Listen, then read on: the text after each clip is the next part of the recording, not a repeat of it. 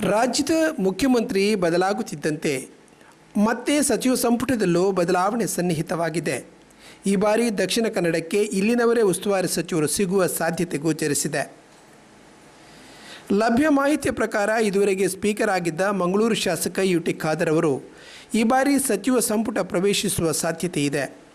ಈ ಮೊದಲು ಆಹಾರ, ನಗರಾಭಿವೃದ್ಧಿ, ಆರೋಗ್ಯ ಖಾತೆಯಂತಹ ಮಹತ್ವದ ಖಾತೆಯನ್ನು ನಿಭಾಯಿಸಿದ ಅನುಭವಿಯಾಗಿರುವುದು ಅವರಿಗೆ ಈ ಬಾರಿ ಸಚಿವ ಸ್ಥಾನ ಲಭಿಸುವುದಕ್ಕೆ ಪ್ರಬಲ ಕಾರಣಗಳನ್ನು ಒದಗಿಸಿದೆ. ಅವರು ನಿರ್ವಹಿಸಿದ ಸ್ಪೀಕರ್ ಹೊಣೆಯನ್ನು ದಕ್ಷಿಣ ಕನ್ನಡ ಜಿಲ್ಲಾ ಉಸ್ತುವಾರಿ ಸಚಿವರಾಗಿದ್ದ ದಿನೇಶ್ ಗುಂಡೂರಾವ್ ಅವರಿಗೆ ವಹಿಸುವ ಮಾತುಗಳು ಕೇಳಿಬಂತು. ಈ ಬಗ್ಗೆ ಮಾಧ್ಯಮದವರ ಪ್ರಶ್ನೆಗೆ, ನಾನು ಈಗಲೂ ವಿಧಾನಸಭಾ ಅಧ್ಯಕ್ಷನಾಗಿದ್ದೇನೆ, ಹಾಗಾಗಿ ಯಾವುದೇ ರಾಜಕೀಯ ಮಾತನಾಡುವುದಿಲ್ಲ, ಮುಂದೆ ಏನಾಗುತ್ತೆ ಎಂದು ಮಾಹಿತಿ ನನಗೂ ಗೊತ್ತೇ ಇಲ್ಲ, ಸಮಯ ಬಂದಾಗ ಗೊತ್ತಾಗುತ್ತದೆ ಎಂದು ವಿಧಾನಸಭಾಧ್ಯಕ್ಷ ಯುಟಿ ಖಾದರ್ ಹೇಳುತ್ತಾ ಹೋದರು. ಸರ್, ಜೂನ್ 18ಕ್ಕೆ ತಮ್ಮ ಪೊಲಿಟಿಕಲ್ ಚಾನೆಲ್ ಆನ್ ಆಗ್ಬೋದು ಸರ್? ಏನು ಗೊತ್ತಿಲ್ಲ. ಈಗ ಸ್ಪೀಕರ್ ಆಗಿದ್ದೇವೆ, ಸರ್ಕಾರ ಯಾವಾಗ ಅಧಿವೇಶನ ನಡೆಸುತ್ತದೆ ಆಗ ನಾವು ಅದನ್ನು ನಡೆಸ್ತೇವೆ. ಸರ್ಕಾರ ಯಾವಾಗ ಅಧಿವೇಶನ ನಡೆಸಲು ತೀರ್ಮಾನಿಸುತ್ತದೋ ಆಗ ಸುಸೂತ್ರವಾಗಿ ಸದನ ನಡೆಸುತ್ತೇನೆ.